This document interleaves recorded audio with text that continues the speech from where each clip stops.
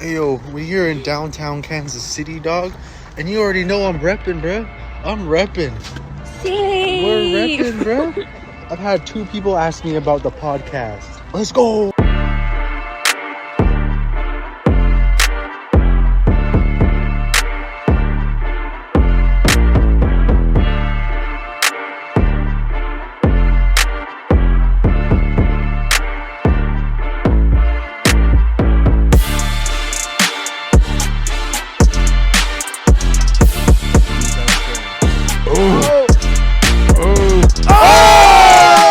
My own Bitcoin creations.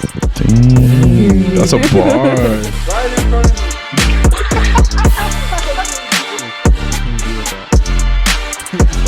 That's good though. Like I was a virgin, I didn't know what the fuck that was. So like I used to always walk around.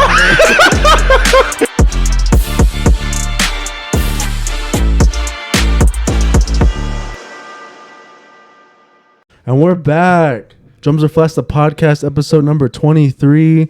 We got myself, we got OVO John, and we got our special guest this episode, Ryan Gonzales of CodeREDHunting. Hello there. What's up? I almost didn't know what to say. I was just In awe. moment. I was in the In moment. awe. I've been waiting for this day. I've been waiting. How y'all doing today? Good. Good. Oh yeah, we're doing good. What's today? Today's February 22nd. It's 1:00 in the afternoon. We're about 2 weeks off from the worst night of my life. Craziness on February 9th. Still trying to live it up. Hell yeah. We got CodeREDHunting in the building. Outdoor hunting sportswear brand. I would say, a little bit more of the outdoor hunting accessories. I've been doing this for quite some time now. Looking back at the gear, probably about 15 years, and the brand CodeREDHunting was probably about it's probably about 10 years old now. Damn. 11 years old now. So I actually recreated the brand like my first year back in college. So that's kind of where I was kind of like visualizing, I guess you would say, or laying the tracks down for. Where'd the name come from? Everybody asked me that question. It's kind of cool, and I like to tell the story though. But I was watching freaking stand-up comedy, and it was probably Kevin Hart or something like that. But I was like towards the end of the credits, and I was just doing my own thing in my room, and I just happened to look up at the credits, and it said Code Black Productions, and I was like, oh, I see what they're doing with their, trying to, I guess you would say, be recognized in the black part of the market. So I went red, the red man, just the history of the red skin, all that type of stuff. So I said Code Red, and then just went hunting. Could have thrown in outdoors. I still might. So there's some options there. Oh, that's cool. You said that this brand started when you were in college. I don't want to, what's the word, expose you or anything, but how old are you? How old do you think I am? I want to guess. Let's say like my dad's around there. I'd say you're younger than my dad. I'd say you're like 46. So I'm classmates with your mom, first of all. So I'm good. We're gonna be reaching the high marks. So I'm gonna be 48 this June. Yeah. Close. What were you This June. 49. Yeah. Oh damn. I'll be 48 in June. So I've been, man, for actually the concept kind of grew when we were just hunting in general. Like we go out into the state lands or even the reservation lands and just talk about, how people do it nowadays with the high markets and hunting. You see a lot of videos out there. You see a lot of just a bunch of entrepreneurs like what I'm doing. And it just so happened that I found a market that was sustainable. People need kind of what I make, and it's proven because I've been doing it for a while. So it's cool. And I got projects that come and go. I get special projects that come and things. What do you call it? Kind of helps me learn too as well. You know what I'm saying? Makes me think a little bit like how am I going to do this, stuff like that. So. Yeah, pretty up there, man. Old enough to not be playing baseball no more, that's for sure. Shit, can't even throw the ball. And poor thing, I'll be like... Couldn't like, catch it to begin with. Jesus, man, it's crazy. I could throw on my left like a regular person, but like on my right, it's horrible, man. Shit looks My knees are all jacked up, man. So take care of yourselves now that you guys are kids, bro. I'm serious, dude. Like, take care, stretch in the morning. I'm not lying, bro. It goes a long way, Look, man. if I could have signed up for yoga 20 years, I Oh, would you have. still should, bro. Honestly, you guys both, I think the whole village, like, three of us a all lot of signed us people, up. like, a lot of people, man, need to just start going to the gym or just walking around here. Because, man, if you don't take care of your body, bro, it catches up, dude. Like, you ache. Telling you, it's crazy. That's wild. Well, going back to my age question, you said that you were in college when you started this. What's it called? And that we really applaud like higher education for everybody. So, like, what like pushed you to like go back to school and finish and everything? She's just all crazy too, because like now that I think about it, like in high school and middle school, man, I wasn't even caring about school. The only reason why I cared about school was because, like, you know, I mentioned I playing baseball and I was a big sports guy and baseball was my thing. And if I didn't have the grades, then I didn't play, right? But if I didn't have something to shoot for, I wouldn't have freaking cared about school, really, probably, you know. And then then like around my sophomore year, because I went to school at St. Catherine's. St. Catherine's is closed now, the Indian school. But, you know, my sophomore year, I was a day student. I was in dorm, and then I turned day student because I was tearing it up over there too much. My parents didn't like that too much, so they like, you're coming home, and I just became worse coming home. But I was like, oh, y'all thought I was an animal, shit. But I was coming home though, right? Yeah. So I do all my damage between 3 p.m. to my damage 6 because you know my brother would bring me home because he worked in San Francisco, so he'd come home. So my thing in school was like not really serious about it, and then as I grew older, then I messed around a whole bunch, and then but I always had like this bad like going like I should just go back to school, or this thing for learning, I guess you would say. Mm-hmm. So when I got, and then I was a heavy drinker, alcoholic like crazy. Then I almost lost my life, and then I just started getting my life back together. So I'm gonna go back to school, press the reset button. I started from the bottom, like literally like 2 + 2 stuff, man. You know what I'm saying? Like read this sentence correctly type stuff, and a lot of it back then was like just starting off computer classes, like do a certain amount of hours, and then you'll start getting these grades, right? So the computer was grading you based on like how much time you put into the computer. Yeah.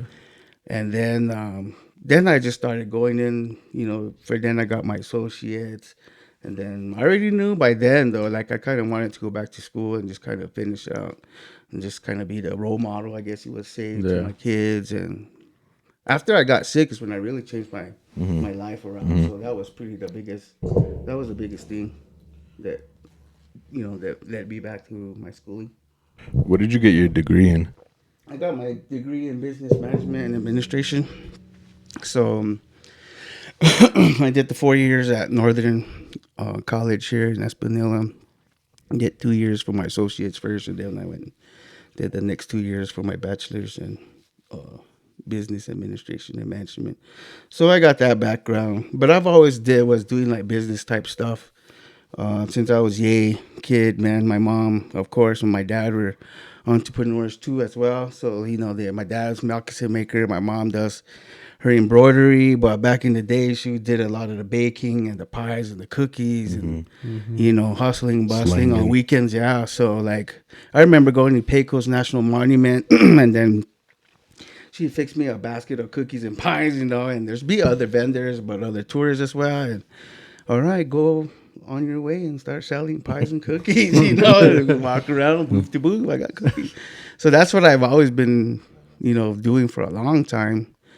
And, but yeah, so education was just always, now like my craziness is like, I tell my kids and the nieces and the nephews and like you young folk is, you know, always go back to school or never stop learning is my thing. There's always something to learn daily, you know, like whether it be something computer wise or even just a new word, there's always things to learn. So keeps me driving, keeps me going. Keeps me going for sure. Yeah.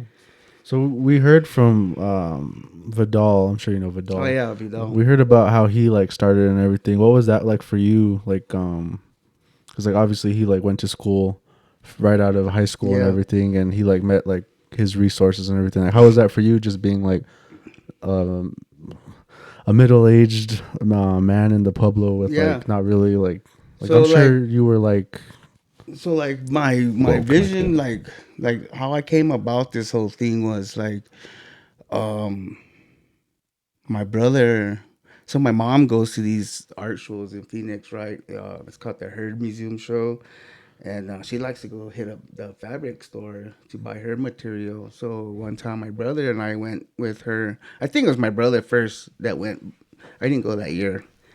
But he came back with what I use now, which is that 600 diner fabric, water resistant fabric. He came back with that, and then I said, "Man, this is pretty cool," you know. And then I just made freaking the drawstring backpacks. That's what I started. You know, that's the whole that's the original of where I started my business, was that backpack. Simple design. And then I went to this, my brother was doing an outdoor show, so I took like 10 bags or something like that.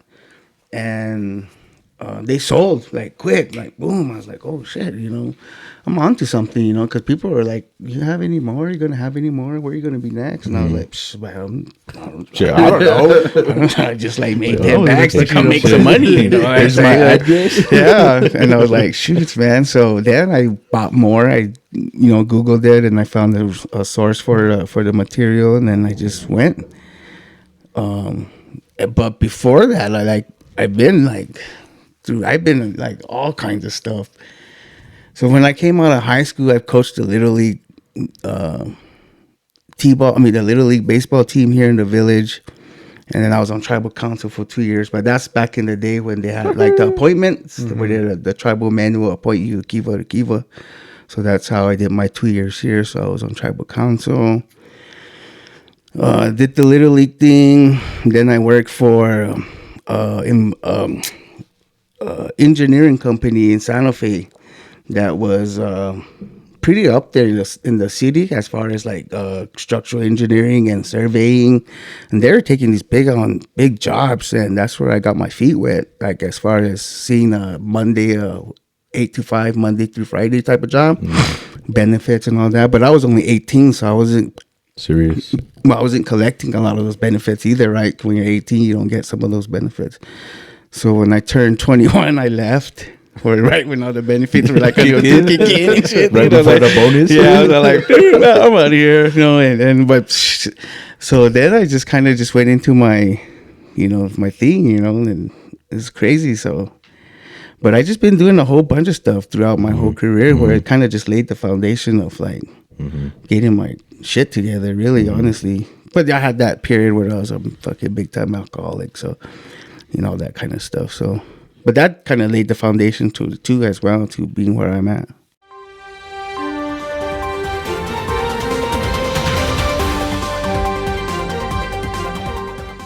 We got breaking news inside of San Alfonso, Pueblo, New Mexico. This is Drums Are Flats, the podcast. I'm your host, Sterling Martinez. Jonathan. We got OVO John. John. We interrupt your current broadcast for a very important message. Drums Are Flats, the podcast, is excited to introduce our newest sponsor, Bluebird Flower. Bluebird Flower. We would like to thank the Bluebird Flower for supporting the movement and believing in us. Two guys and Hunter who like wings and like to talk shit. We look forward to working with Bluebird Flower more closely in the future to support our upcoming projects and our involvement in community doings. Yep. Yeah. Back to your regular scheduled programming. Do you want to talk about that? Like maybe My addiction and all that. maybe like maybe just like your message of like how you came out of it. So like, 'Cause a it's pretty tough, you know. So like, everybody has an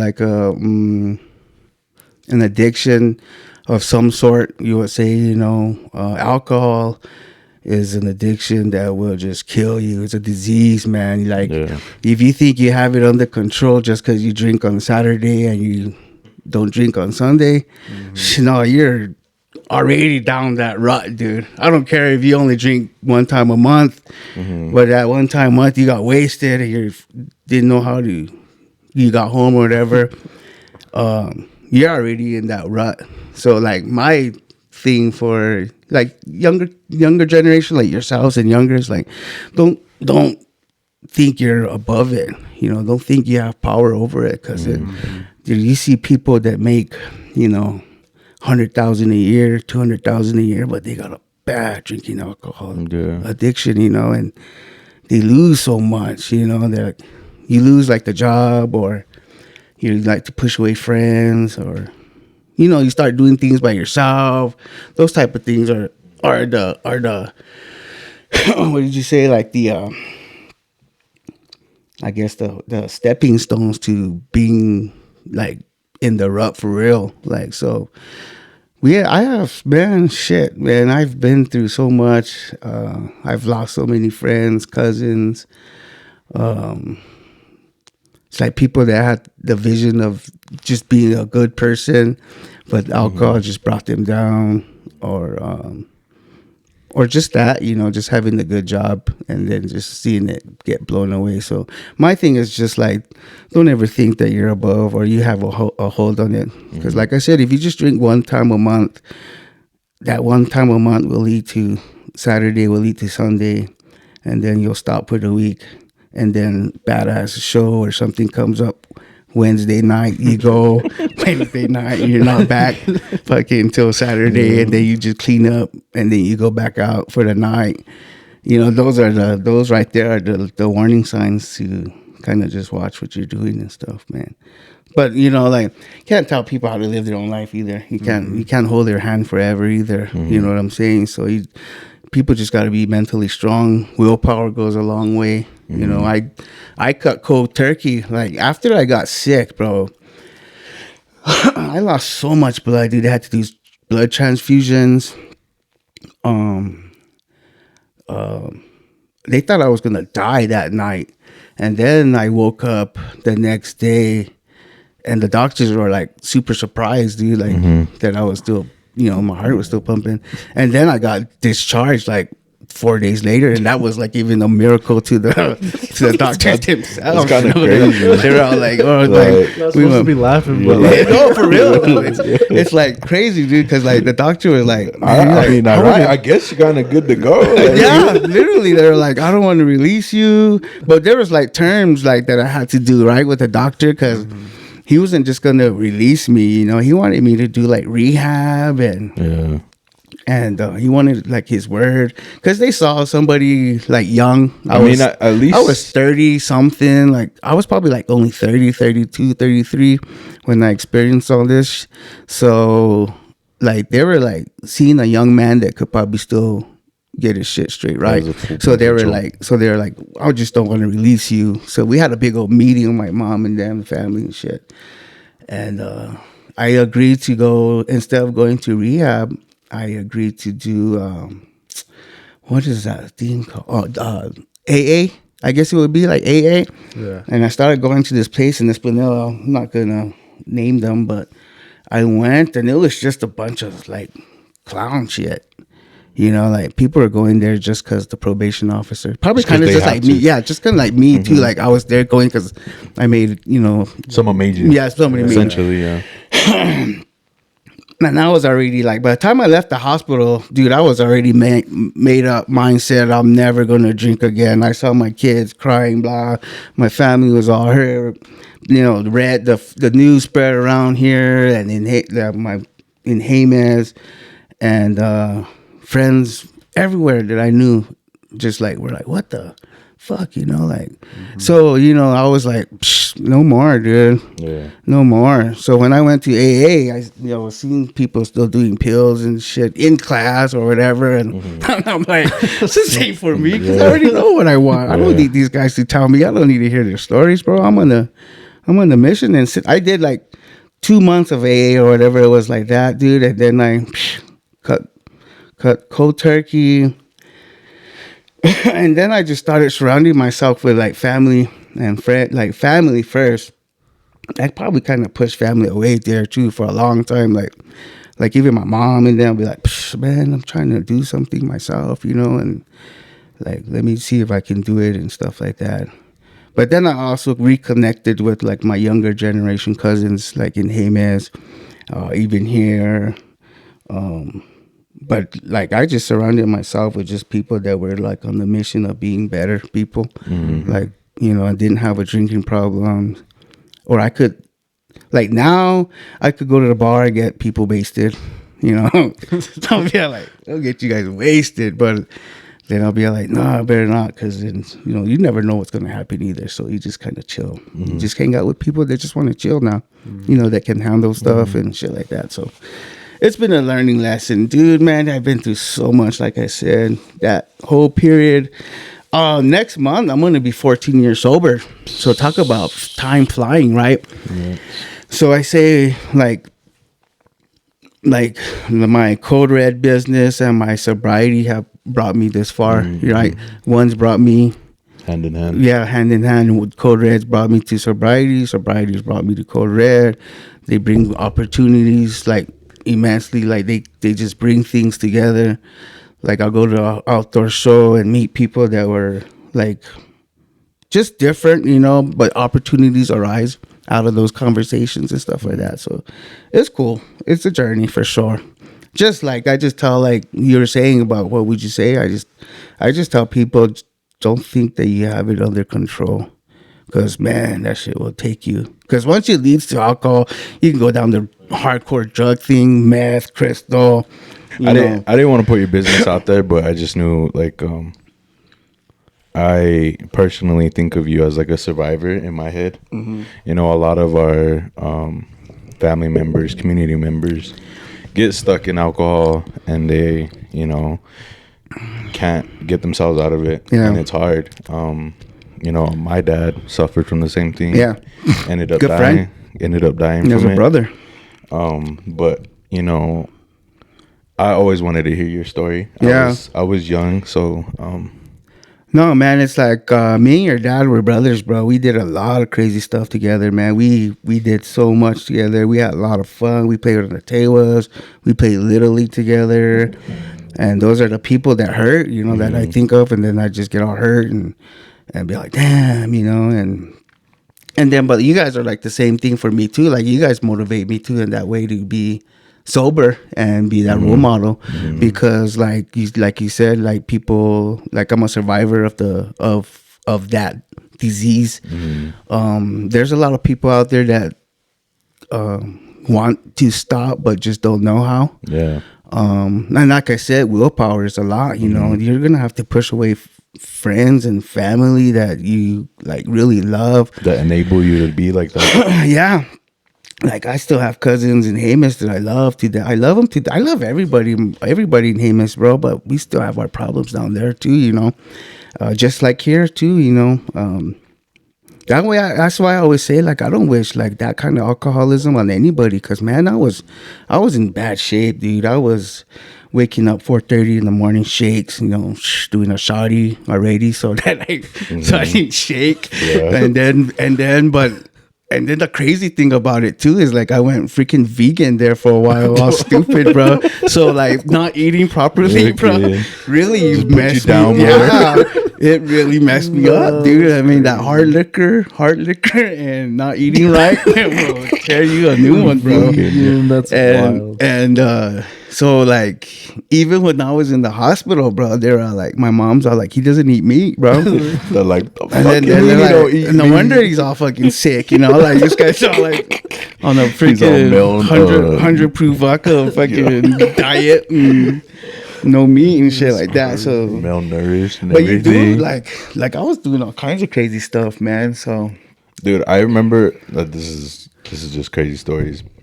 I would find fucking 99 shots at my dad's. Yeah. Like whenever I'd pull up and see him, I'd find him hiding. I mean, I know, like a little kid. Like, yeah, like I know he's that's- drunk or like that's- whatever, and I'd find him in the most random places, bro. Like I remember one time opening his truck glove compartment. There's Yeah. like all kinds that come out. I'm like, bro, like, or like in the bathroom, we had like a cabinet on top of the toilet, and I think you could pull shit out. And I think I was trying to get something, and fucking 2 empty More shotties come comes out out. in there. I'm like, bro, like, It's crazy. I smell it on you. Like, I don't know why you're hiding it. It's all crazy because we do stupid shit when we're drunk, or like just somewhat trying to hide it, Paranoid like and yeah, shit. like you start like hiding it, like your mom or somebody will be like, "You drinking?" You're all, no, like fucking all red face, tomato face, and Fucking all eyes sweating, all yeah, bloodshot. eyes all bloodshot and smelling all crooked Smelling already. like it. Hello, and then you start hiding stuff. I like you're not an adult, you know, like you're a little kid. You'd be like, oh, I better hide my liquor over here, like in the wood pile, or like in the fucking under the towels or some shit. All stupid, bro. Under the towels. But that's where it leads you, though. You know? Yeah, but that's what I mean. Like I know, where- you know, the yeah, craziness of that's it. where Like, it leads you, dude. I mean, you get paranoid about stuff and. Like, because you already know you're already messing up. So the Yeah. people that love you are already going to be mad at you. So that's why you hide shit. Yeah. Right? So people love you. They tell you not to do stuff. You come home all wasted with the bottle. You're going to hide it somewhere so that, you know, because you already know you're probably going to be hungover tomorrow, right? Whatever. So I better hide it in the grill or something, you know, in the trees. Like, because I had those trees outside. I used to hide my bottles in those trees outside of shit, the if house. you look, you might find the old one still there. It's all crazy, man. So, but those are like, man, like, I always like think about those days. Like, man, fucking it's crazy, you know, like the things I put my kids in. Like, Yanka was just a baby yet, and then Tyrone and Lorenzen. Lorenzen's the oldest, of course, but Lorenzen's probably seen the most craziness out of me, you know, because he's the oldest. So, and I used to preach to him when I was all buzzed, like how stupid. Don't you fucking drink Yeah. this shit. How stupid, but like I hope it stuck to him. I'm pretty sure it stuck to him now, you know, because like, Yeah. because like he's doing good. I'm proud of him. I'm proud of all my kids. So I'm proud of you guys too. Even the younger kids, like some of the guys that I see around here trying.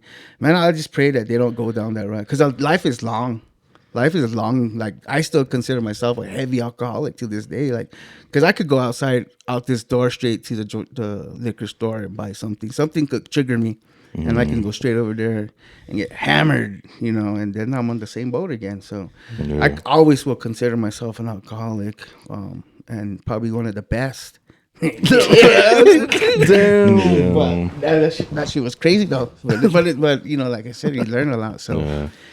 But I'm here today, you know, so that's why I just kind of like I said, my main thing now is just hanging out with people that are loving, and you know, they have goals and they have ambition. Yeah.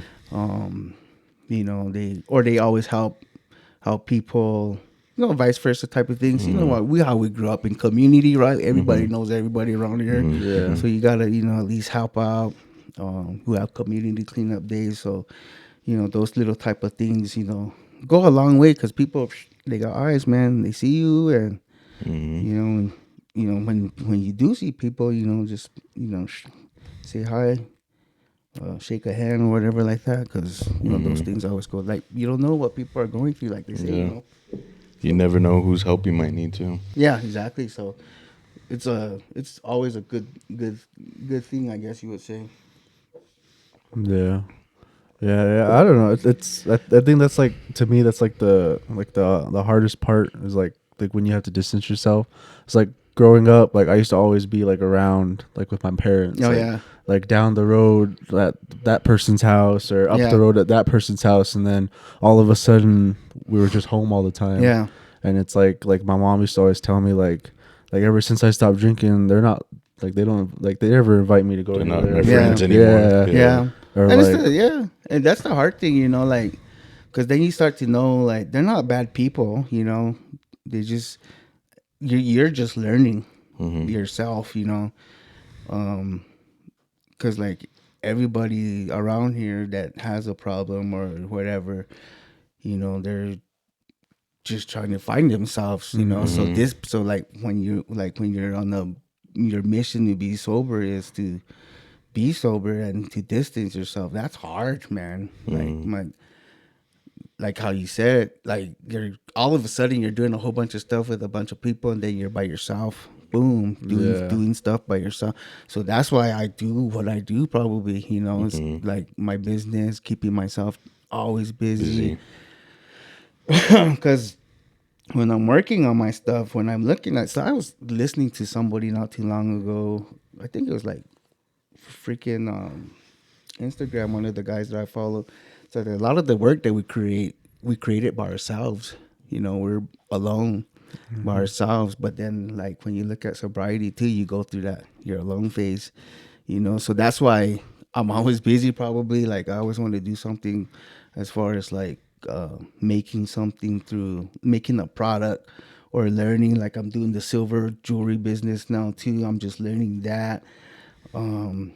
I have a couple of mentors that are my cousins and his wife out from Jemez, but you know they live in Placita, so I look up to them a lot, and they also get my hands dirty in their work. You know, one's a sculptor and the other one's a jeweler, so I learned I learned their technique, I learned their language, and then just things around here, you know, like the language, of course, and just the heritage, the culture.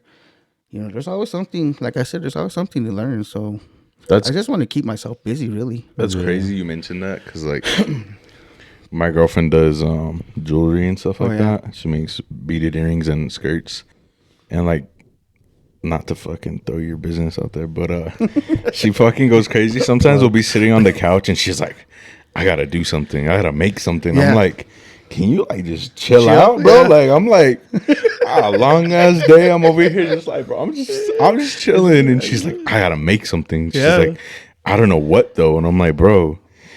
And the other day she ordered I don't know what the fuck she ordered. She ordered all kinds of shit to make she wanted to try something new. Oh, like weaving. She wants to get into embroidery. Like crocheting, weaving stuff. She wants to get into embroidery, and so she was ordering all kinds of shit. And she's like, this is gonna be my new, because like she did beading, now she does skirts and stuff like that, and now she wants to get into embroidery. So it's just like, you jump around, always wanting to learn something new. And I'm like, bro, I'm over there like, I just want to fucking chill, bro. I just want to watch the basketball game. Like, that's how crazy, because like she's probably that same boat then. Bro. She's always just got to be doing something. And it just made me think like how you're like, I'm sitting there doing it by myself. Like, bro, she's sitting on the table all working, and I'm fucking watching the game like, oh shit, damn, man, you should see this shit. She's over there all locked in listening to something, and I'm like, oh, you didn't even hear me, never mind. It's crazy, man, because like we all do something at the house. So my mom's just doing embroidery, and I'm in the back room doing my sewing or work. Lately I've been doing silver a little bit more, because I finally have like the tools to do it, some of the tools to do it. So I kind of been doing that more, but I'm always cutting a pattern, or I'm always working on a bag. Like before today, like my mission is to always do something a day. So I cut 2 patterns out, and then I started making the pockets. I put pockets on them. So like either today or tomorrow, I'll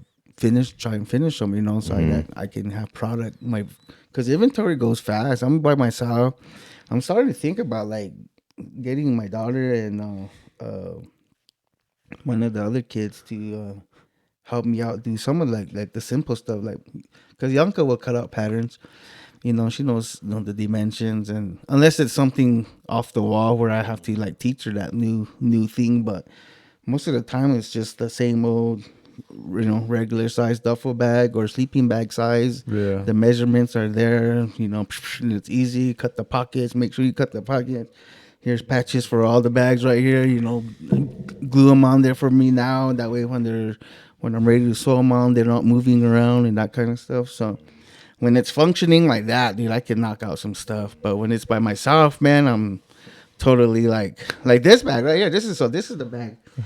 So this is what started CodeREDHunting, bro. Simple ass. See freaking drawstrings. The camera on? 14 years old right there. The first one. This is the first one. Look at the stitching on that. No, but like this is so simple, right? So it's just the regular old bag. I didn't ever make pockets back in the day, but now the standard design is, put a pocket Include 2 pockets. pockets. If it's not Code Red authentic. Exactly. If it doesn't have the patch, it ain't real. And then just little things. It's a fake.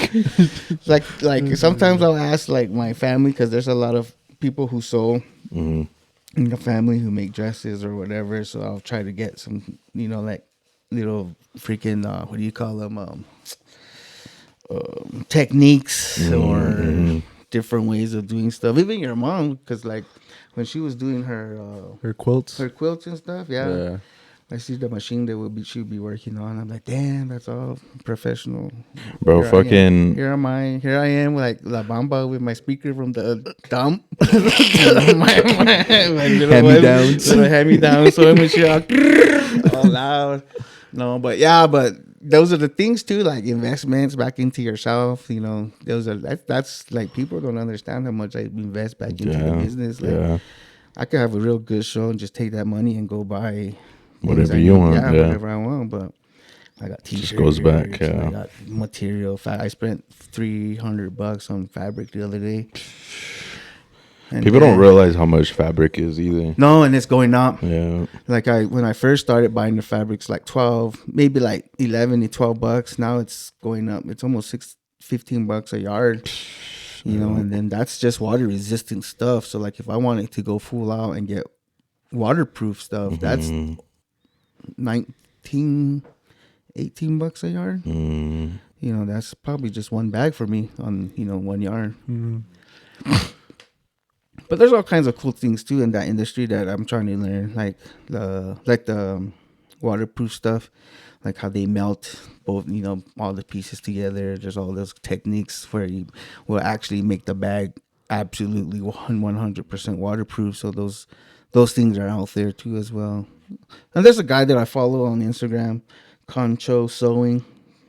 Peace up, word up. Yeah, shout out you. Yo, guy. But he's the guy that gave me some measurements, and I see his little things come on the feed, and he does all kinds, man. He's like, he does a bunch of cool stuff. He just finished a camera case where you can just lay the camera down with the lenses still on it. So he's done pretty cool stuff. And I'm like, damn, this guy's doing all kinds of stuff. I'm fucking slacking. Yeah, exactly. I'll be like, damn, this guy's doing all kinds of. This is like in the day's work, man. And I'm gonna be all. But it's cool though, because like the parent thing too, because my daughter Yanka, she's a senior now, so I pick her up. Oh damn. She's like, what do you call it? Half day student. So we pick her up and then started her work. She started work, so I take her there. So that takes time, from work. So I'm like, what do they call it? Time is money type. Yeah. I really think about that stuff. Like when I'm driving down the road, I'll be like, damn, I could be at the machine. Or like even when I'm all guilty out hunting.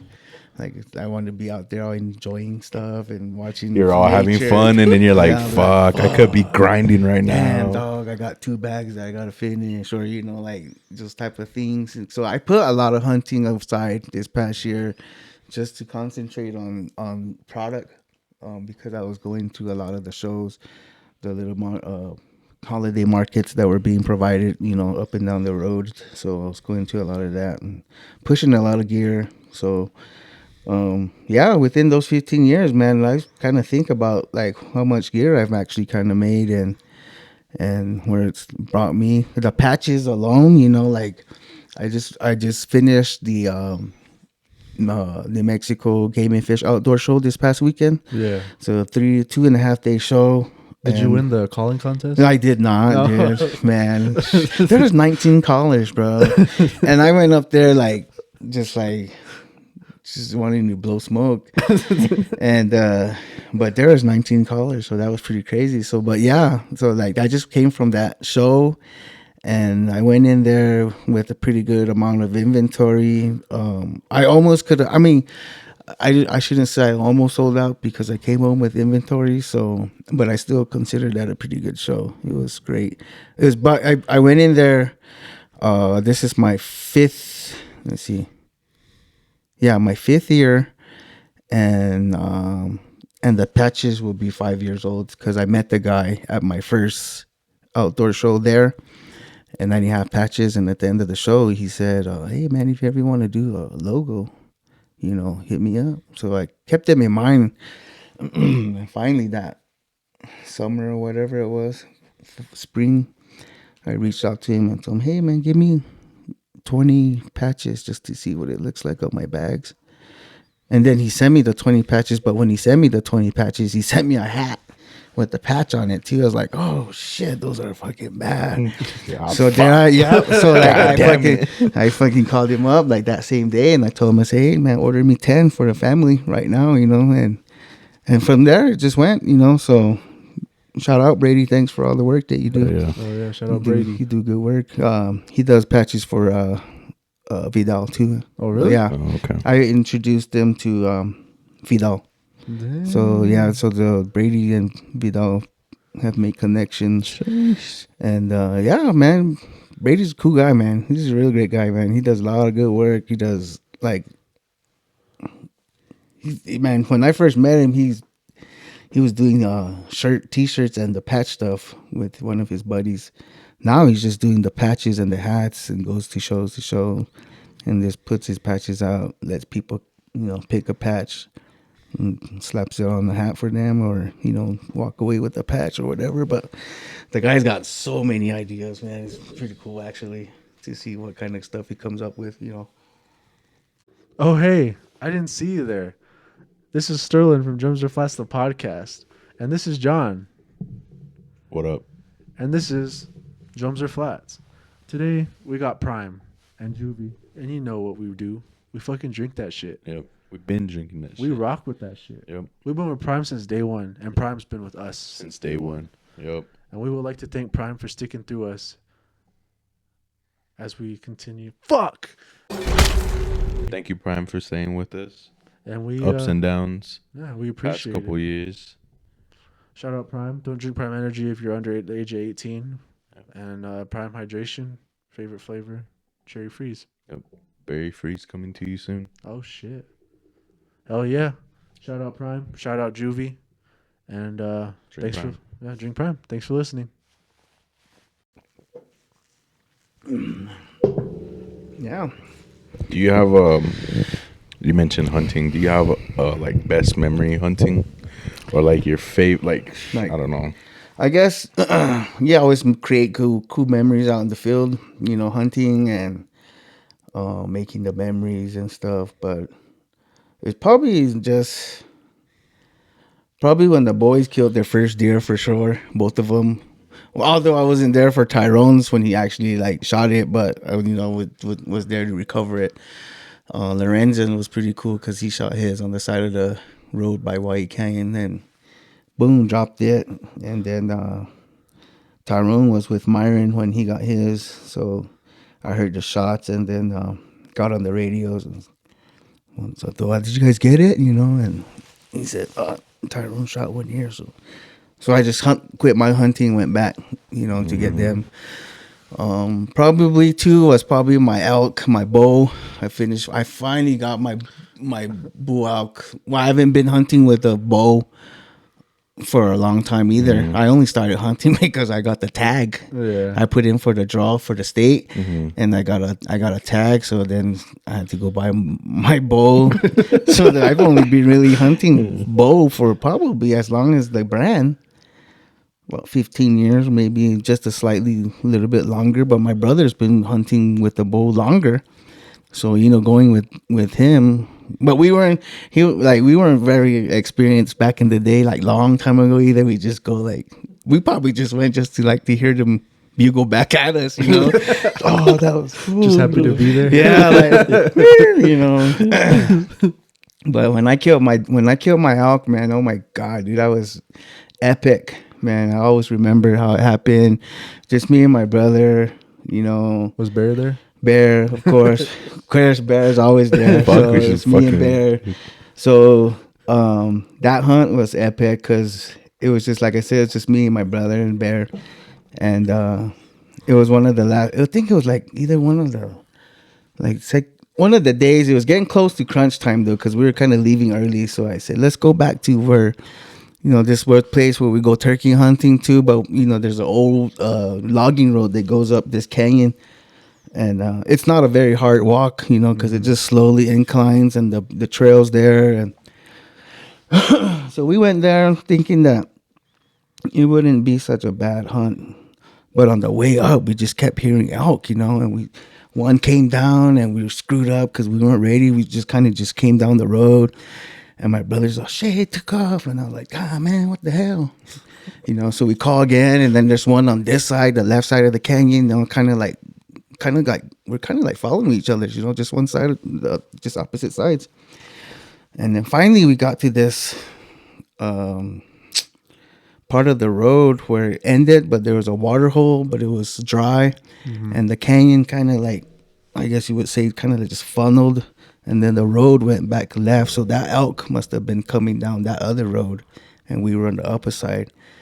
So anyways, we didn't see each other there, so we were like kind of like burnt out, because we were like, because we had this action, and they were bugling up on top, and we set up, and man, started calling. Nothing would come down, they would come down, but nothing into like seeing them actually.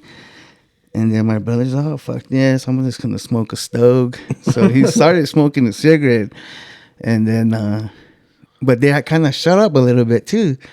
So I said, I'm gonna go use the bathroom. So I went to go use the bathroom, and then I came back, and then we were at two separate spots, and he was smoking a cigarette. And I said, no, fuck this. Well, took the, ass wipe back to him, and I was like, well, fuck it, let's just go up and see what happens. You never know, So, and it was an incline from that spot. It started going up. It was an incline, but it was a trail. And as we were going up, they started calling or responding again. So we're like, we're calling. We probably went up 200 yards maybe. And then we were on the trail. My brother was to the right. And then we were calling as we were going up. So we actually started to become part of the herd. Yeah. So they didn't really know because it was that thick. We just started to become And then I seen one come, I seen one go across. I was, oh, shit, there's one right there. I think it was a cow, and there goes another one. And then I seen one come down towards us. I was like, oh, shit, there's one. And it was, like I said, crunch time. And I said, I'm ready to kill whatever comes out of this tree, because it's crunch time. We've been hunting hard. I'm tired. And so I just drew back. And he came out, and he started coming down the trail, right towards us. I was like, oh, no, that's not good, And so I told Myron, keep calling, So he called, and he got him to turn broadside. Oh, it was perfect all day right there, man. Let them read. So I was looking through through the peep, and I could see this branch. It was one evergreen branch that went right, through the opening where I was standing at.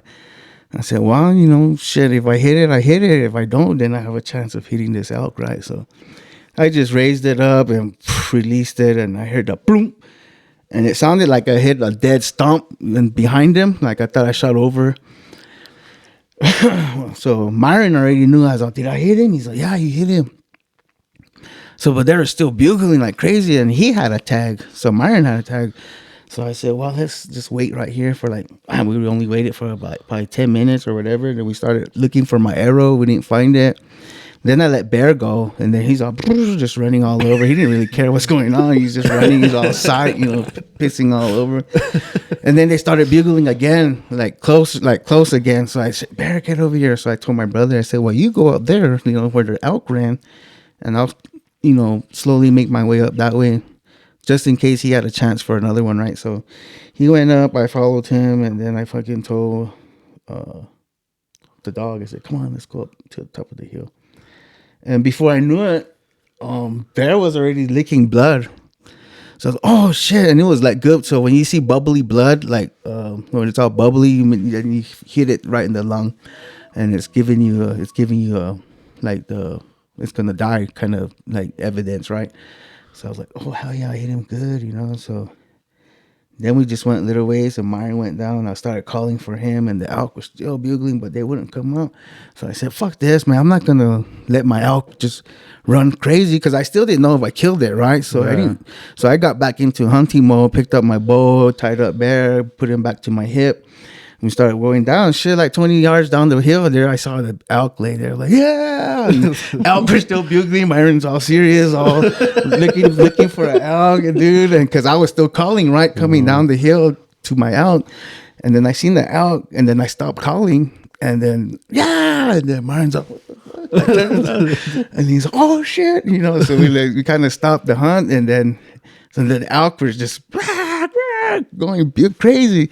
So we just stopped, and then started, you know, celebrating my bull elk, and then because that was my first kill with the bow. So that was special, man. That was pretty cool. I have to say that was probably one of the best. When was that? 2 years ago. So it just happened 2 years ago. So when they say like bow hunting is like easy, it's not, because a lot of things got to line up. I shot a bull the day before I killed mine. I shot low. So the reason, like, so when that second opportunity came out with this bull, I said, I'm not shooting low. I'm going to raise up a little bit more, because I shot low like by like 15, 20 yards probably on that other one. So that one was cool. And we took Tyrone home that day after I missed that bull. We brought Tyrone home. And then the next day, me and Myron went out. So it was just me and him. And shit, I wish we had Tyrone that day, because, man, we busted our asses off. My brother thought it was all funny, because he thought he was, I always call him, okay, He-Man. Because he's all, we'll just gut it right here, and then we'll drag it up this hill. It won't be hard. I was okay, whatever, He-Man. You know, so we gutted it, and then tried this theory, like, you know, dragging up this little hill. It wasn't even a big hill, dude. It was like 10 yards, and we would have been like on the flats, dude. And we could not move this out for nothing. I was okay, whatever, He-Man. Let's just leave him alone right here, and then just start taking him apart, right? So that's what we did. We had to do halfway chips twice. So we brought the elk meat down one part, and then we brought them up, and then we packed them up, and then we went another way, go back, and then packed it again there, and then go back. At one point, we went to go get the car, the Subaru, The Iron Lung. Yeah, the Iron Lung, to see, because like I said, it was an old logging road, so we could have, we couldn't get past this dead down tree, dude. So after that, it was just straight up man muscle, man. It was like, man, dude, I killed it like at 9:30 or something. We finally put the last of the meat in the car like at 7 o'clock that night. So it was almost dark. It was almost dark, dude. A whole ass shit. Oh, it was fucking cramping up before my whole body was cramping from top of my head to the top of my fucking big toe, dude, man. And Myron was all pissed off. He goes, get in the fuck, because we went back to camp to go get the chainsaw so we could get the Subaru on that road, right? Yeah. And after we couldn't get the chainsaw to start at camp, I started cramping up at camp. And I was like, I couldn't breathe or nothing. And he was all pissed off. So get your fucking ass in the car and let's go, man. You're the one who goes to the... He's like, you're the one that goes to the gym. And I was all like, oh, shut the fuck up, hold on. You know, just like in freaking super cramp mode, dude. Finally, I got in the car. We went back. And then we just fucking manned up and brought the damn thing, man. I had to man up more though, because Myron was like he was tired, but he was still, you know, he wasn't cramping like I was. Telling you, did the alcohol will fuck you up. So like that's like ever since I've been sick, dude, or when I got sick and all that shit happened to me. Oh, dude, I cramp easy, bro, and I get like bruises easy. Those are the type of things like the what do you call it? The aftermath of being sick like that, dude. So. But that was probably, that's the best one, dude. That was epic, because it was just me and him. And then just being special, you know, because I always thought, you know, my dad put us there, because my dad's been gone for almost 30 some years now. So just to have just me and him have that moment with that alcohol, yeah, it was fucking special. So it was fun. That was good. But there's so many. My grandpa, those memories, my Uncle Robert,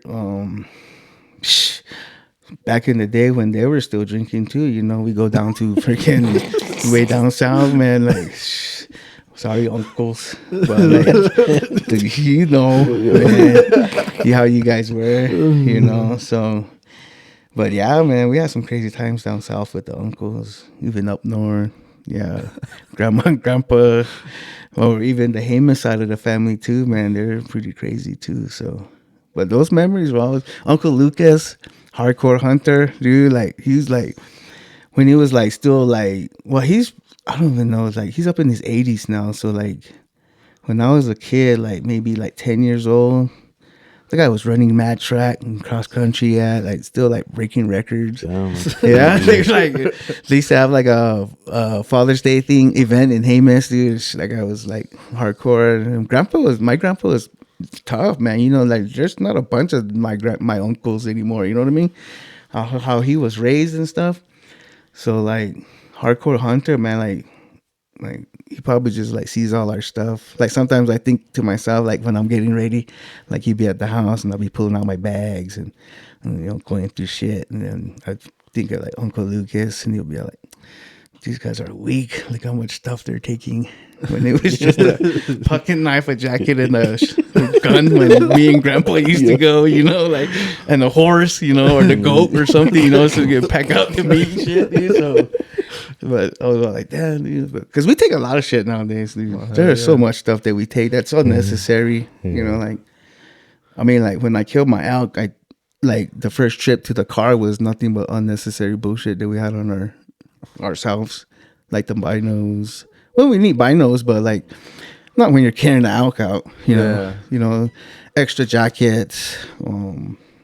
I can tell you the thing that you have the most, you're not gonna have and that's the water.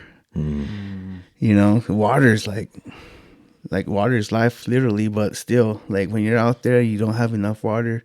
That's what messed me up that day when I killed my elk. Is we went thinking that nothing was gonna really happen, and You're gonna be home by 3:00. we're gonna have breakfast at 10 or whatever, dude. The way we think, man. But no, bro. We went out there with like, I had like 3 things of water, like the regular plastic bottles, and Myron had like 2 as well.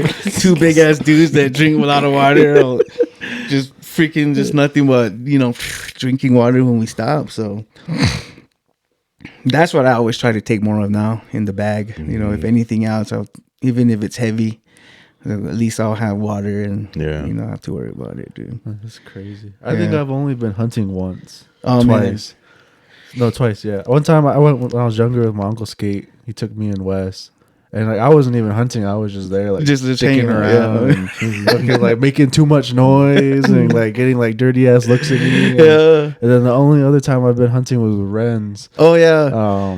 I think we were like playing Fortnite or something that night before, and I was like, "What do you do tomorrow?" And he was like, "Oh, I'm gonna go hunting." And I was like, "All right, bet I'll fucking go with you." So he was like, "All right." So he got dropped off at Powerline Road by Justine. Oh yeah. And I was like, all right, well, I'll just meet you there. So then I ended up just driving down into the stables. Oh yeah. And then just parking there. And I was like, where the fuck's this guy at? Like walking around. And then finally I just hear like a hey, and he was like on the top of the ridge. And I was like, all right. So I walked up, and like it wasn't even like hunting. We were just sitting there. He was all sounds about it. He's all camouflaged out. I'm all in pants and like regular ass shoes. Like we just sat there. I remember I took my GoPro I set my GoPro up and waiting for the big one. Yeah, and I was like, I think I even went live or something. I don't know. And then be like my brother and Ray have GoPros, right? And every time we go hunting, my brother doesn't turn it on. And the last time we went with Ray, he had it in picture mode. So I took like fucking 5,000 pictures, and we weren't even hunting yet. It was just a field, walking across the field. That was fucking hilarious, bro. I was like, damn, you guys. And we're rookies like that, right? Too. Even like when I was when Myron this past year when we went bow hunting, I was his caller, right? So I was like, fuck yeah, I'm gonna have all kinds of video, right? And fuck no, dude. I didn't pull my phone out one time, and the one time that I did, dude, I filmed a tree. And I didn't even film the out Damn, coming that's a in. nice tree. I was all calling, and my cousin was all calling in the back. You know, you could hear us calling. Thought I was all doing a good job, dude. And then I'm just looking at the elk, right? I'm not even looking at the camera until after, because he shot, right? My brother shot. So after he shot, we started laughing because he hit the tree. He hit the fucking, his arrow hit the tree. So we were laughing. And then I said, "Oh man, I got it on video, man. Let me see how big this fucking thing was, right?" So I pulled out the phone. It's How all come it's just fucking. a tree, dude? So I was, fast forwarding it back and forth, and I didn't get no out, dude. And he stood in front of us for like 10 minutes, bro. Like, oh my God, right? So we just put stuff away when that kind of shit happens, like, it's fucking crazy. And sometimes too, it's like, the last thing I want to do is mess it up by holding the camera, because animals, they got some good eyes, or they'll smell you out. The turkeys got really good eyes. Turkeys and, of course, eagles. Elk and deer are the opposite with, good noses. They'll smell you out right away. I remember Uncle Robert telling me a story. They went hunting. I don't know how long ago it was, but it was him, Brandon, Derek, maybe Aron too, but I don't know. They went somewhere far, and fucking Derek was all dressed up, and fucking Uncle Robert chewed him a new one, bro. Fucking, I think what the fuck are you doing? He's all fucking. I think he fucking took a shower too, or I think that I was think he wanted to take a shower, and he's like, "Fucking just go home." We fucking ruined actually it. no. I think he was going to come home. I think my brother. I think he they was went like, go gonna and then come back shower or and- something. yeah. Because my brother was there, and fucking one time Uncle Robert got all pissed off at Derek because he went in there and changed and showered and everything, and Think he got came out cologne all on or dressed and something. everything, and then Uncle Robert's like, "What are you doing?" He's like, "I'm going home." He's like, "Bullshit, no, you're not. Go take off those clothes and put your camouflage back on." That was it. And then the next morning or something like that, I think I remember Myron said him and Derek and Brandon were fighting over cereal. Brandon ate all the cereal or some shit like that. It was fucking funny, bro. I said those guys are funny, man. Yeah, long time when we were kids too, it was me and Lyle, Uncle Robert and Grandpa. They picked me up first, and then we went to go pick up Lyle down at the house. And Lyle came out all freaking snoozed up too, man, all cologned up, man, or whatever. Dude, Uncle Robert ripped him a new one too. He's like, "What are you doing?" I said, "You shower?" And he's like, "Yeah." And he's like, "For what? How the deer gonna smell you now?"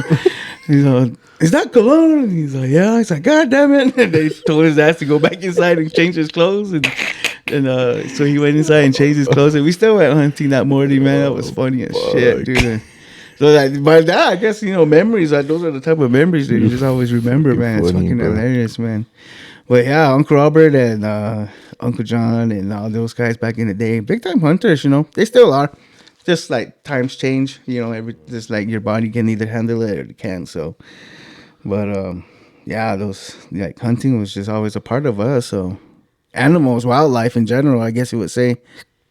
And then just growing up in Jemez too, like going back and forth to the mountains, so you see all the deer. And one time my mom almost hit a bear on the road. And That's crazy.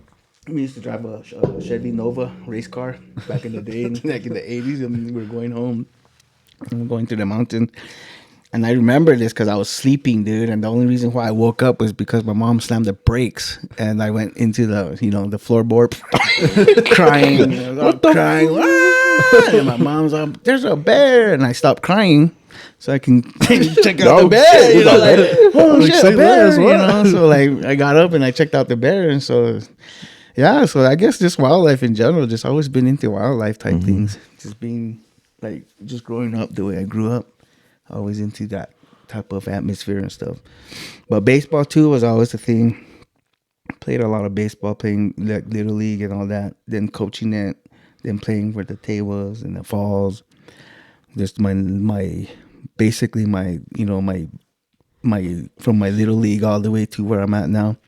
I can't play baseball no more now. I could probably just run, but like I said, I can't throw a ball no more. Those things have changed. I can throw. I guess, like I said, I can throw on my left, but I can't throw on my right. That'd be wrong.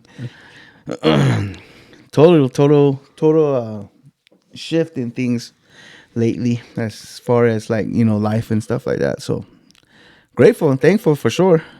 Yep, definitely. Nice. What we got with you? You almost gotta leave, or Probably like maybe 15 more minutes, 10 minutes. Yep.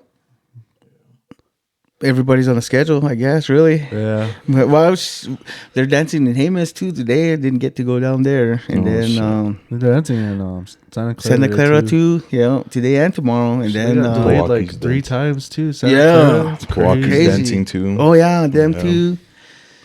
And then and then I have a meeting over here at for graduation. Oh, Start preparing for graduation stuff. So that's coming up. It's gonna be here pretty quick, you know. Yeah, that's crazy. Yeah. It's already March. I didn't even know Yonko was already a senior. Yeah, I man. I just remember as that little girl when I was my first year at the summer program. Yeah. Oh yeah. Yeah, those are the things too that I kind of like to do too when it comes to, you know, helping out the community. Is like, you know, the learning center comes over and asks me to help out. So like those are the other things, like we did the pante, the horno, the outside oven, and then I've come in and talked to the kids about my gear and or hunting, or because I do that too as a profession too, is guiding. Yeah. Oh, you're asking about memories too. I think one of the cool memories was working my first guide job and then actually going on my first ibex hunting job down south in Deming, where they have ibex on the mountain over there. Yeah. And that was pretty cool because we harvested that year. Was it that year or the second year? Because I've been down there 3 times, I think. And one of the years we harvested the billy goat, the big billy. And so that one was pretty cool because I've never even been to Deming, first of all. Same. and then to be invited to go hunt ibex, bro. And Crazy.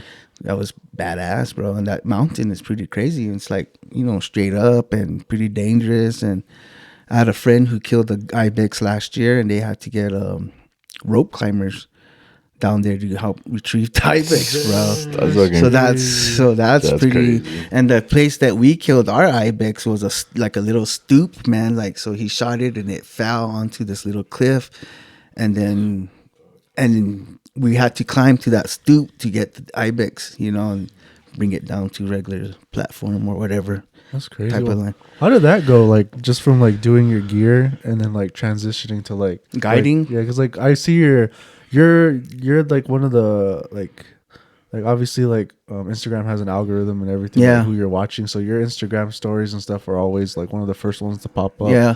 So like I always see like oh, cooking up some breakfast for my clients today. Yeah. Or, like So like when I Gary Roy Ball, my neighbor, and Mark Martinez and Rocky Martinez, the brothers over here, they're the ones. Well, Gary's been doing it for like 30 years now, almost.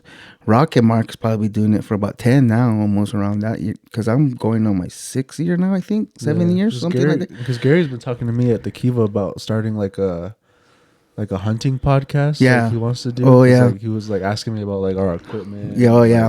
Like what we use. And Yeah. how we want like. Because the guiding company that we work for or probably wants to step up their game and stuff like this too, as far as like being able to have a podcast. You know, I don't know what the plans are or what the vision is for as far as the company and that kind of stuff. But I joined them after I passed my guiding test. So I took the test. You have to take a test for You that? have to take a test to the state, the New Mexico State, the Game and Fish Department. And they didn't give know you a that. test and you have to pass. And I went one day to ask about my tag, and I was at the wrong location. And I was like, well, since I'm here, you know, what do I got to do a guide test? He said, oh, you just got to take the test and pass. And if you pass, then you have to pay. But if you don't pass, then you don't have to pay. And I was like, oh, okay, well, Win-win. shit. Yeah. Sounds Let's try it out. So, you know, I was already kind of like reading. It was like hunting season, so I was kind of reading the book, and basically the questions are off that book. You know, answers and questions are off that book. The proclamation. So Yeah. I was able to pass. I don't know. I think it was like an 80 something. So, you know, my knowledge as far as like reading the book was up there. And plus, you know, like, you know, when you're in school, you're taught to, you know, skip through whatever you don't want to, you know, go back and forth. Yeah. So as I did that, I found some answers for the other questions that were in the test. So that kind of helped out too as well. So once I passed the test, then I came home and I text Gary. I was like, hey man, I passed the test. And then like probably a year or half a year later, he asked me, do you want to go? Bob wants to know. My boss, Bob King, Santa Fe Guiding Company. What up, Bob? They gave me the opportunity to do a job, and I cooked the first year. We cooked for a group of guys from New York, and from there on, it's been a pretty good ride. They helped me do all that as far as like learning, and then like learning the ibex too. So they teach me how they hunt the ibex or how they attack certain areas, because they go to these areas year round. If they get a tag, they're gonna go take somebody there. So they have ways of attacking animals as like where they're at and where to come from, that kind of stuff. So it's all a learning experience. And then when I just go out there, you do your job. Like you say, you cook for the clients, breakfast, lunch, dinner. Or, they have an option of just getting picked up in the morning and getting dropped off. And all you do is hunt with them throughout the day, and then you just drop them off. So, but most of the time I do a 7-day thing, 5 days you hunt, and then 2 days is clean up. One before, the one after, the day after. And then you just take your your client out there and do their best you can. You just hope for the best, and you give the hunter the opportunity to either shoot it or don't shoot it. But you always explain to them that that if you're gonna pass something up, that you're gonna have to work 2 times harder, which is just fine with us too. I mean, which is most of the time just as they enjoy that too. Just as long as they got boots on the field and they're walking around, and they, most of the time we tell them, man, if something comes in, shoot it, dude, because might not have that opportunity again. Just because you see all the pictures are coming out of New Mexico doesn't mean it happens like that all the time. It's always based on the area too, and then preparation in the guides. So like when I go hunting, I like to go hunting where I know the area and where history tells me animals are. And you go to the same places basically, and animals are going to be there. You might try some new areas within the area, Yeah. You might go further beyond the ridge that you've never been on, or you might go to a mountain that's in that same area, but you never hunt the backside. Those type of things always happen. So it's fun. Definitely fun. A lot of work, but it's a lot of fun too. You do some stuff and they're shitty as the weather. It's either rain or shine, basically, for us. Take your client out there because they're expecting to go out there and hunt, whether it's rain or shine. So, Hell yeah. I surveyed one of your nieces before we sat down today, asking if they had any wild questions they wanted me to ask you. And shout out Maddie. She wanted me to ask you about how Tyrone was brought into this world. shit, that's a secret, bro. So it's up to you if you want to tell that story, but Crazy. That's a secret, man. You have to, in old traditional ways and old Pueblo standards, is that you're supposed to bring me cornmeal and ask. yeah, she said something about no, but shoots, man. Tyrone's peace to my boy, man, my middle child. She's, it was one crazy December 16th morning. He's born on December 16th. I think it's like 1 o'clock in the morning, somewhere around there. We're rushing to Santa Fe, and we get to Pewaukee, and his mom says, I'm not going to make it. And I was, are you sure? I mean, like, she's like, no, I'm not going to make it. And then she's all like, I think we just decided we're just going to go to Santa Fe, right? And then we're like, because at that point, Pewaukee Casino was open right there, right? Yeah. So I could have went to the casino and said, I could go over here and they could call an ambulance for us. But we decided to go, and then we get to Tsuki. And Tsuki's like, same thing, casino on the left, the new fire station on the right, the department, the police department. yeah. And we get there, and she's, I don't think I'm gonna make it. Oh fuck, right? You know, like, oh shit, you know, like what the fuck. So I haul ass into the new police, you know, department, and no more waiting, bro. Just had to do what I got to do, and we delivered Tyrone right there on the side of the road, man. That was an experience. Talking about, you know, like putting your instincts to work, or, you know, like common sense shit, you know, like, because it was snowing. It was like a small snowstorm happening right at that time. So I ended up just like taking off my jacket, delivering Tyrone, taking my jacket off, and then wrapping him in the jacket, you know, because we didn't have shit, right? We didn't have no blankets or anything like that other than our jackets. So this is it, dude. Just delivered him, you know, wrapped him up in the fucking jackets, bro, and jumped back into the Jeep, bro, and hauled ass down up, you know, into Santa Fe. And there's construction going on because that whole highway back in the day then was being redone into what it is now. The two 4 lanes. It was all construction, so there's in and outs of, like, you know, 1 lanes and that kind of shit all the way up to Opera Hill. So we were behind like 3 or 4 cars, you know, and I didn't know Tyrone was going, you know, what's going on with him. And his mom's doing okay, but we don't know about Tyrone. Shit, we get past these 3 cars in front of us, and we're 90 to IHS. We get to IHS. I get there. Her mom called. Like, I think her mom called telling them that we were going to be there, you know, and they were expecting, you know, no baby yet. Here we already had the baby. So they're like, oh, shit. Like, even they were surprised. Like, oh, what the fuck? Shit, you already delivered a baby? I'm like, yeah. So, you know, they brought wheelchair out. And I'm standing there, you know, they get her, take her inside. And You're move just it standing there. like, What the fuck? What the fuck now? You know, I guess That was traumatic for me, too. Guess I go, you know, park the Jeep, you know, because we're in an emergency, right? So I just go, you know, last thing I do is go park the Jeep and then walk into the hospital, all like, oh, calmly, like, you know, like, what the hell? Just, you know, you don't register none of that shit, you know, until like 2-3 days later. So, but that was a life. That's talk about memories and going through shit, man. That's a story for the world. Like, if you didn't know that story about me and my family, well, there you go. It's right there. That's fucking wild. That's a trip for sure. That's something that, you know, that I'm always going to remember. And he's probably just going to remember the story. But him and his mom, his mom and I will always have that crazy memory. Where the fuck was Renz at? He was sleeping, bro, probably on the floor back in the day. Shit, I don't know, man. But damn. Crazy, dude.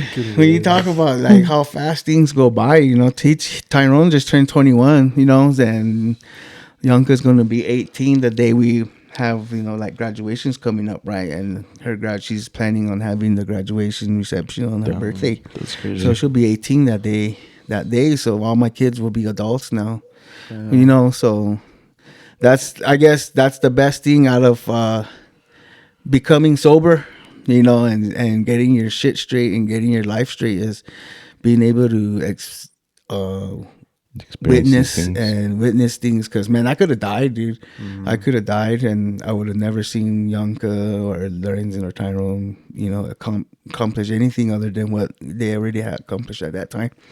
So, which was really nothing, you know. They were just kids, you know. I think Lorenzen was probably like 12, maybe, and Tyrone was probably like 7. Yanka or somewhere around there, you know. Yanka would probably be like 3 or something like around that time. So 14 years sober next month, man. That's, you know, that's a talk about being a survivor. Yeah, man. You know, that's what I always say. You know, I always consider myself that hardcore alcoholic because it's easy to go back to it and man, just have that strong willpower. Yeah. Willpower in anything, really, you know, whether to be sober or to get your dreams or whatever you want to get done, you know, it's a lot of willpower, a lot of sacrifice. Yeah, hell yeah. Well, we're getting to the end of the podcast. I think we're just going to throw you the top 5. Top five. Just to wrap things up, we're going to give you your top 5, like, meats and stuff that you like from hunting, like elk, ibex. I don't know if you tried the ibex, but like what you think your top 5 meats or eats, or like just or whatever, like game to eat, I guess. Well, because us Pueblos are, raised right here, and culturally, and through lineage, all the way our ancestors back down, we were always hunters gatherers. So deer and elk, deer's probably going to be 1, elk's going to be 2. I've had barberry. That's probably going to be 5 because it's exotic meat. Yeah. Buffalo and antelope. I haven't had moose, or I haven't had ram. I wasn't able to try the ibex either. Oh, they just took it and left. No, actually, they ate it the next day. They ate it the next night, and I left that next day in the morning. So they stayed because there's quail hunting going on yet during that time. So they stayed, and then I left, and they marinated it for that whole day. So supposedly it came out pretty good, but I've never had ibex. So I like to. Actually, you know what? I did when we skinned it. Because when we every time we skin wild game, for try me, it raw or yeah, what? I try it raw. I ate it off the backbone, and thinking it'd be really game, like sheepy, like real gamey, and like just gamey. It actually was just like deer meat. It just tastes like water, and it was literally right off the bone though. So like whatever was there, I just kind of scraped it off. Me and that guy Omar, my other guide friend that was there with us, Omar. I said, Omar, gotta have some of this. So we both tried it. So, but it wasn't cooked though, and it wasn't much either. So I can't really say, dude. You know what I mean? So Yeah. But those 5 for sure. Those are pretty good. Duck's always good too. Duck's good. Geese. No, but You try it, man. You should try it. It's like especially like if it's like I almost bought some the other day at Whole Foods. Not gonna lie. duck, or like even if it's cooked, like you go to Chinese food or whatever, just try it there at least that one time. Yeah. Because they'll cook it a different way than when you'll cook it at home. Hell yeah. Yeah, I recently got into buffalo. Yeah, Lorenzen brought some buffalo home from Osage, so I've been eating the buffalo from him. But yeah, those probably be the best 5. Best 5, man. Hell yeah. Yep. Hell yeah. Well, we're pretty much done here. This has been Drums or Flats, the podcast. This was a great conversation and great learning experience we got to have with Ryan Gonzales over here. Oh yeah, thank From you. CodeREDHunting. All of his socials and links and stuff will be in the bottom. Anything you want to promote or shout out before we? No, just big shout out to Drums and Flats podcast. I will shout out my next show, which will be the Navajo Nation Expo, March 21st and 22nd or something like that. That's in Window Rock, so I'll be there for that. Dang. And then just what up to everybody out there? Stay safe, have fun, buckle up, drink your water, Oh yeah. and continue to chase those dreams, man. And sacrifice for those dreams, that's for sure. A lot of sacrificing. But yeah, thank you guys too, man. Appreciate Thanks it. for inviting me, and look forward to seeing what you guys bring up and what the next topics are gonna be. Honestly, truthfully, I'm just gonna tell you guys right now, I'm not a big podcast fan. No. I don't listen to nothing, dude. I bet you if you did, you'd probably like get into it, like especially when you're Like, making when you're shit. working on Like, yeah, that's what my cousins say. You should bet listen you. to this podcast, and I'm like, Dude, when I drive to work every day, I listen to podcasts. That's what they say, man. It's a baseball podcast. And then like even like some of my favorite rappers and shit, like hip hop MCs, they have podcasts, and I don't even listen to them. Dude. I mean, just give me the music, really. You know what I mean? That's all I really want. But sometimes the feed comes through Instagram, so you got that little bit of feed podcast airing through there. So, but a whole session is hard. I can really hard, bro. But I look forward to what you guys got coming up, man. And best of wishes to you guys too as well. Keep doing what you want to do here.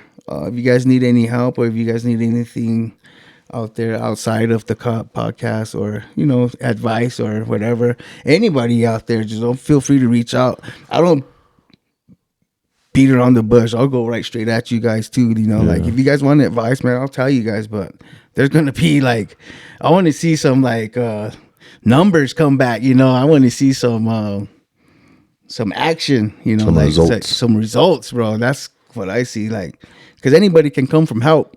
You know, everybody can ask for help, man. And I don't just like to just fucking blow my breath away either, dude. So like, if you're gonna listen to me, I'm gonna make you guys listen to me.